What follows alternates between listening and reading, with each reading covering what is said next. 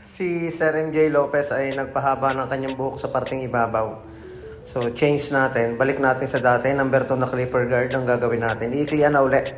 Ibalik natin sa kanyang original looks na maikli ang parting ibabaw.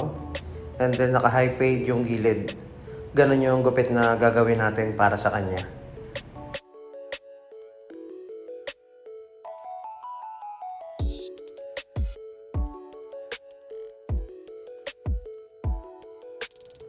Number 2 na clipper guard ang ginamit ko dyan. Itong procedure na gagawin natin hindi naman ito matagal. Simple lang ito at madali itong gawin. Lalo na sa mga nagkikriminology, haircut, ganito yung kadalasan din nila na gupit. Ayaw naka zero half yan. I-blend natin sa pamamagitan ng paggamit ng clipper na naka zero half ang adjuster.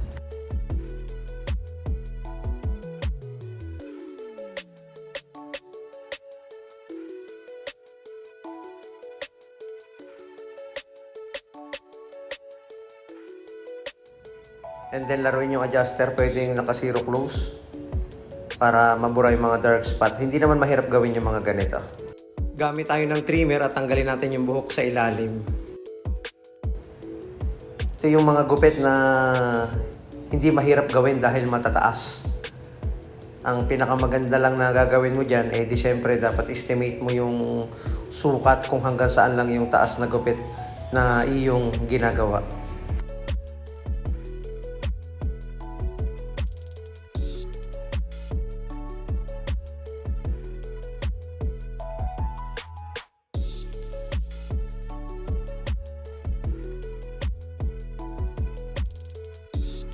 Kapag medyo numinipis na or dumadalang na yung tubo ng iyong buhok o lumiliit na yung hibla, ay okay na okay yung mga ganitong gupit na maninipis para mas malinis tingnan.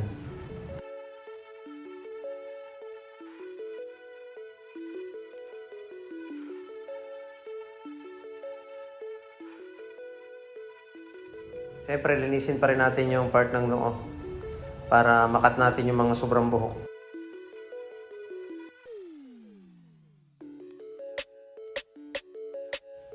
MJ Lopez signature haircut. Ganito yung kadalasan niyang ipinapagupit. Ibinalik niya lang, pinahaba niya lang ng mga 4 months yung parting ibabaw and then ibinalik niya uli yung dati niyang buhok.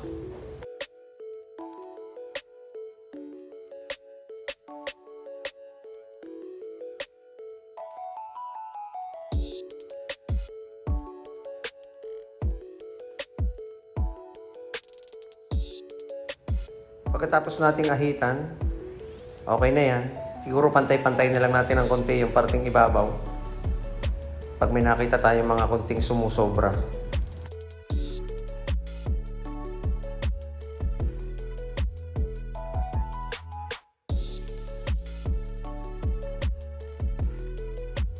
Simple technique sa mga ganitong klaseng gupit. Maraming salamat mga kabarberos.